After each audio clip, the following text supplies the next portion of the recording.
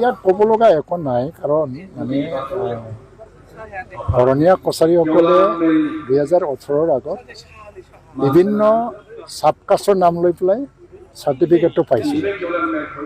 সোণোৱাল কছাৰী, তিৱা বা দেউৰী এই ধৰণৰ আৰু বা বড়ো কছাৰী লিখি 2018 চনত ট্ৰাইবেল সংঘই সিদ্ধান্ত লৈ পেলাই শৰণীয়া কছাৰী হিচাপে চাৰ্টিফিকেট দিব লাগে বুলি এটা সিদ্ধান্ত ল'লে। আৰু সেই সময়ৰ চৰকাৰ বৰ্তমানৰ মানে প্ৰাক্তন মন্ত্ৰী প্ৰমীলাৰাণী বাইদেউ, তেওঁ মন্ত্ৰী আছিলে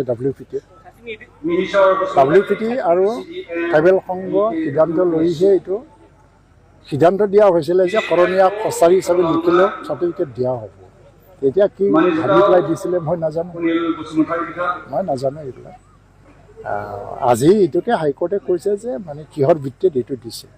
গভৰ্ণমেণ্ট অফ আছামে সেই অৰ্ডাৰটো উইথ কৰি লৈছে। এতিয়া আইনী প্ৰক্ৰিয়া আকৌ আছে, কি হ'ব ক'ব নোৱাৰি।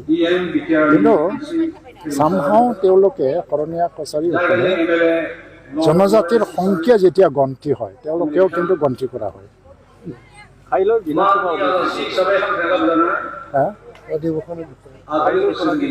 নাই, মই এইটোৱে ক'ব বিচাৰিছোঁ, এতিয়া যদি জনজাতীয় গন্তিৰ পৰা তেওঁলোকে বাহিৰত আহে, জনজাতিৰ সংখ্যাৰ হাৰ অলপ কমি যাব, সেইটো এটা কথা। আৰু ইয়াক লৈ সামাজিক তনাও বা বিবাদ এইটো হ'ব নালাগে। যিটো আইনী প্ৰক্ৰিয়াত গৈছে আইনী প্ৰক্ৰিয়াত যাব। আৰু কাইলৈৰ পৰা বিধানসভা যিটো অধিৱেশন হ'ব, বাজেট অধিৱেশন, বাজেটটো 16 তাৰিখতহে প্লেচ হ'ব। আৰু অধিৱেশন 10 তাৰিখৰ পৰা আৰম্ভ হৈছে। 10 তাৰিখত গভৰ্ণৰ স্পীচ হৈ গ'ল। এতিয়া আমাৰ বিধায়কসকলে সাজু বিভিন্ন জাতীয় সমস্যাবিলাকক উত্থাপন কৰিবৰ কাৰণে।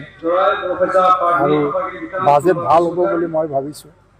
আৰু দীঘলীয়া যিটো ছেছন হয় তাত বিভিন্ন আইন প্ৰণয়ন বা বিলবিলাক পাছ কৰা হ'ব, আমাৰ ভালেই হ'ব বুলি মই ভাবোঁ। আৰু BTC অঞ্চলৰ উন্নয়নৰ কাৰণে ভাল পুঁজি পাব বুলি মই আশা কৰিছোঁ।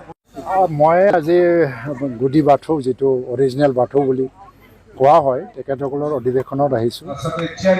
আৰু কেইদিনমান আগত এটা বাথৌৰ মানে এটা প্ৰেয়াৰ হৈছিলে বাথৌ, আৰু এইটো বাথৌ গৌথম বুলি কয়।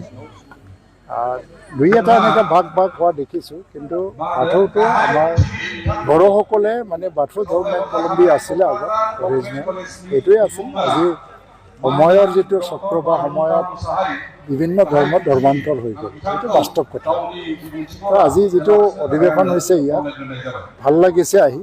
আৰু মই আহ্বান জনাইছোঁ যে এটা ফেইথ এণ্ড বিলিফ, বিশ্বাস আৰু পৰম্পৰাৰ আধাৰতে ধৰ্ম এটা জীয়াই নাথাকে। আজিকালি এটা আধুনিকতাৰ প্ৰয়োজন হৈছে।